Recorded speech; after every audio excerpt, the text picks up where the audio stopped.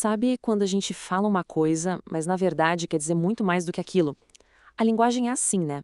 Ela não serve só para dar um recado. Ela pinta quadros, mexe com os nossos sentimentos, nos convence. E para fazer essa mágica toda, ela usa uma espécie de código secreto, um jeito de dar mais cor, mais força pro que a gente diz. Olha só essa tirinha genial do Quino. A cena parece super normal, né? O pai da Mafalda, todo cuidadoso ali, tentando botar um bebê pra dormir, cantando uma musiquinha. Mas a gente sabe como é a Mafalda.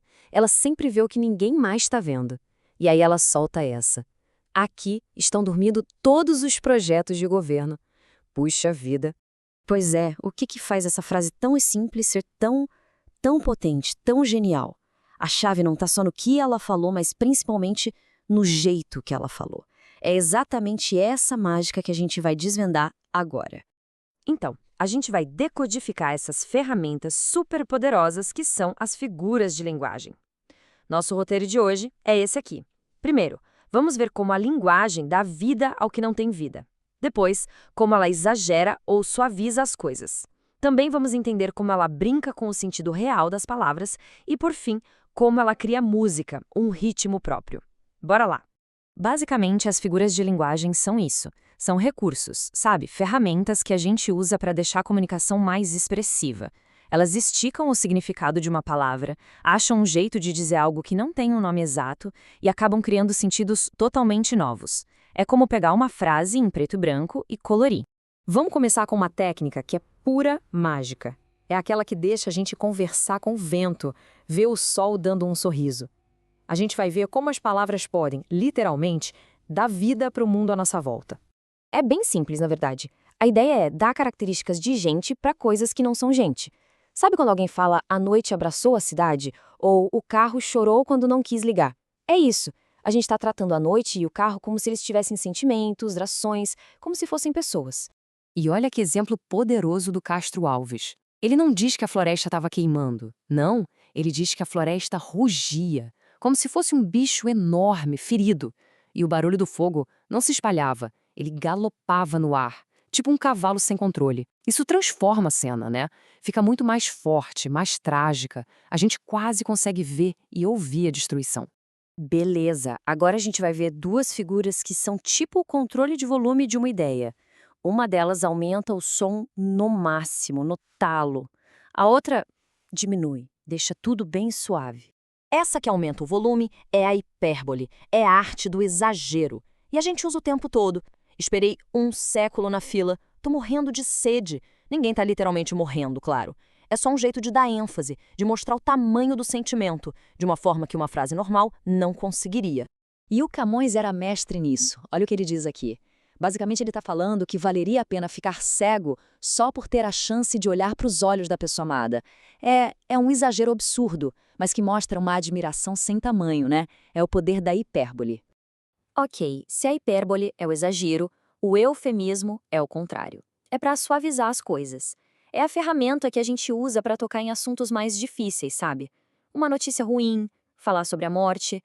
É um jeito de dizer as coisas de forma menos dura, menos chocante. É a diplomacia das palavras. E o Camões, de novo, nos dá um exemplo lindo. Em vez de falar a palavra morreu, que é tão pesada, tão direta, ele diz que te partiste. Parece que a pessoa só foi embora, né? Ele usa a poesia para deixar um assunto tão doloroso um pouco mais lírico, talvez. Ele suaviza a realidade dura usando a beleza das palavras. Então, a gente já viu como dar vida e como controlar a intensidade das ideias. Agora, vamos para um outro nível. Vamos mergulhar em figuras que brincam com o que a gente espera ouvir. Aquelas que dizem A querendo dizer B, e outras que usam a repetição para criar um ritmo que prende a gente. Essa é a famosa ironia. A ironia está justamente nesse vão, sabe? Entre o que a pessoa fala e o que ela realmente quer dizer. É uma inteligência rápida, afiada. Serve para o humor, para fazer uma crítica. Tipo quando está caindo o mundo lá fora e alguém diz: "Nossa, que ótimo dia para ir à praia." E aí a gente volta para Mafalda. Fica claro agora, né? Ela não acha, de verdade, que os projetos do governo estão ali dormindo no bercinho. Ela está usando a ironia para dar uma alfinetada daquelas, para criticar a lentidão, a paralisia das coisas na política. Agora, a anáfora. Essa é uma ferramenta de repetição super forte. Pensa numa música com uma batida que se repete e vai te envolvendo. A anáfora faz isso com palavras. Ela repete o comecinho das frases para martelar uma ideia, para criar um ritmo que cresce e leva a um clímax. Olha esse poema do José Paulo Paes. É o exemplo perfeito. A repetição do não era esta, não era este, vai criando uma sensação de decepção, de frustração que só aumenta. Cada verso que começa igual joga mais um peso, até chegar no último, que é o soco final. É muito forte. E para fechar, vamos falar de música. Mas não de música com instrumentos. É a música que as próprias palavras criam, só pelo som delas. Primeiro, a aliteração. Essa é a repetição dos sons das consoantes. Se a gente está falando de música, a aliteração é a bateria, a percussão. É o que dá o ritmo, a batida que a gente sente quando lê em voz alta. Agora, escuta com atenção esse verso do Camões. É um contentamento descontente. É dor que desatina sem doer. Percebe os sons de T e D se repetindo?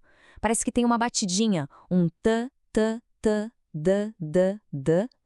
Esse som reforça a ideia do texto, a confusão, o paradoxo do amor. Beleza? Se a aliteração é a bateria, a assonância é a melodia. É a repetição do som das vogais, e isso geralmente deixa o som mais aberto, mais cantado. Ouve só a melodia que o Cruz e Souza cria aqui. Ó, formas alvas, brancas, formas claras. Esse som de A que se repete, longo, aberto, parece que ele ilumina o poema, né? Ele reforça a ideia de branco, de claro, de luz, o som e o sentido andando de mãos dadas. Pronto, a gente decifrou uma parte desse código secreto da comunicação. E o mais legal é que isso não é coisa de prova de português, não. Tá em todo lugar. Na música, no cinema, na propaganda, em todo canto. Então, fica aí o desafio. Agora que a gente conhece esses truques, quais deles vamos começar a perceber no nosso dia a dia?